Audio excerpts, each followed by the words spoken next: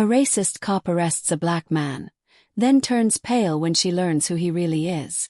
The night air was still in downtown Nashville, Tennessee, so quiet that even the faintest noise seemed to echo through the streets.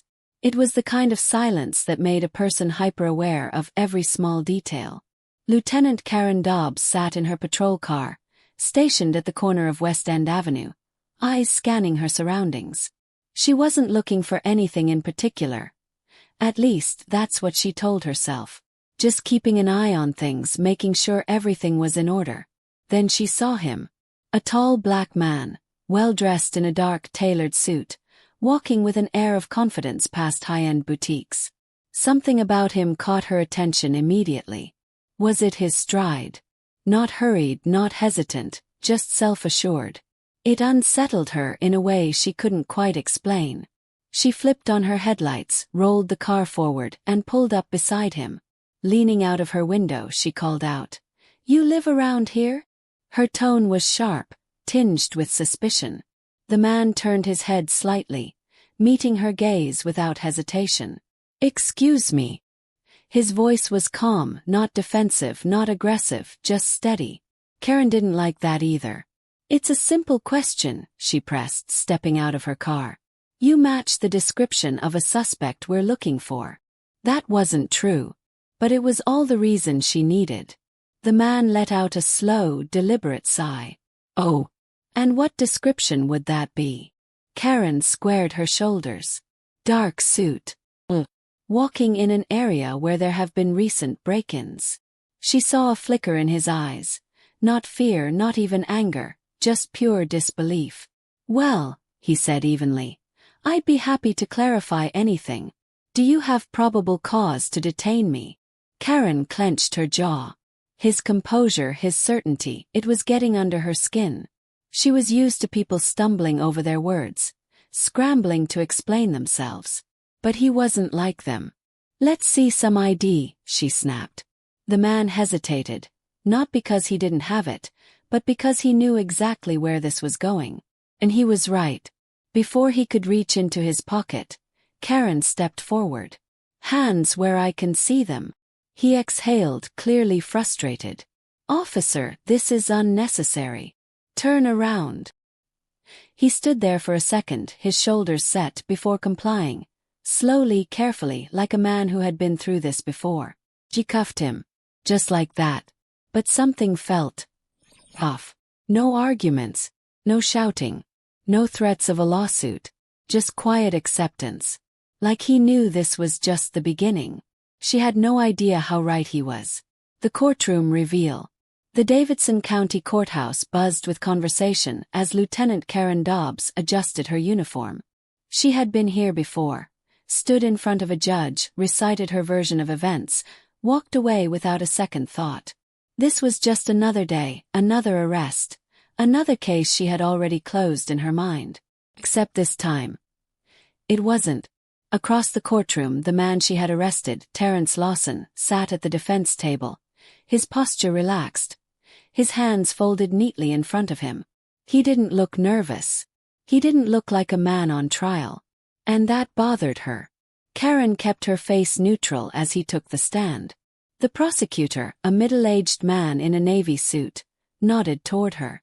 "Lieutenant Dobbs, can you walk us through the events of the night in question?" Clearing her throat, she straightened.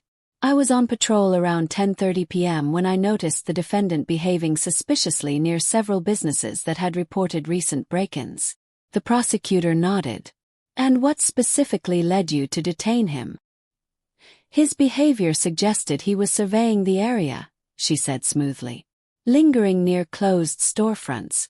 I asked for ID, and he refused to comply." From across the room, Terrence Lawson didn't flinch. He just watched her. Then his defense attorney, Victoria Hayes, stood up.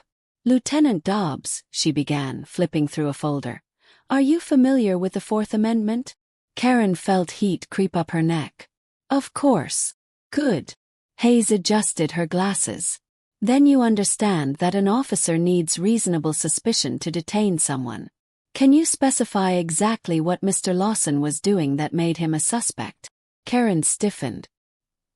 He was loitering near a high-end shopping area late at night. Hayes raised an eyebrow. Loitering. Would you say that walking is a crime, Lieutenant? Karen inhaled sharply. It depends on the circumstances. Let's clarify those circumstances then. Hayes' voice was sharp. Did you witness Mr. Lawson trying to enter any closed businesses? Karen hesitated. Did you see him engage in any behavior that indicated criminal intent? Silence. The courtroom was still. The weight of the moment settled on Karen's shoulders like a crushing force. How many people walked down that street that night, Lieutenant? Hayes pressed. I don't have that number. Did you stop them?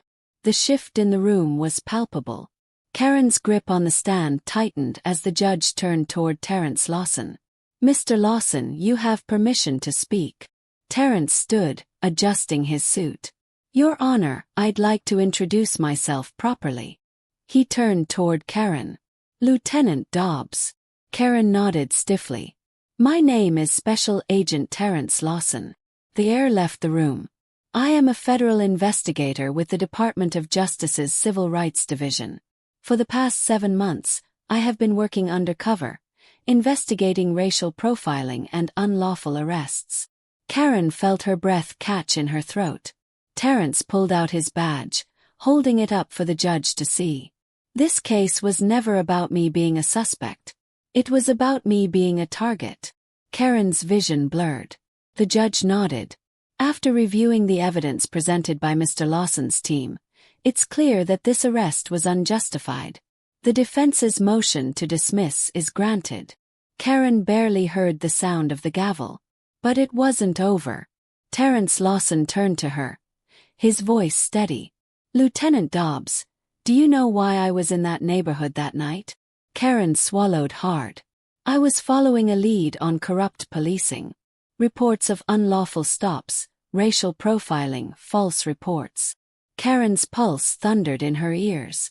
I went out alone that night, he continued. No backup. Just me. And within minutes, I was detained. By you. Silence. The judge turned to Karen. Lieutenant Dobbs, the court will be conducting a full review of your department's practices. Karen's breath hitched. Full review. Every arrest. Every report. Every decision she had made in uniform. All about to be scrutinized. Then came the final blow. Terence's voice was quiet, but it cut straight through her. How many others? Karen's mouth opened, then closed. She had no answer. And that silence. That was the answer.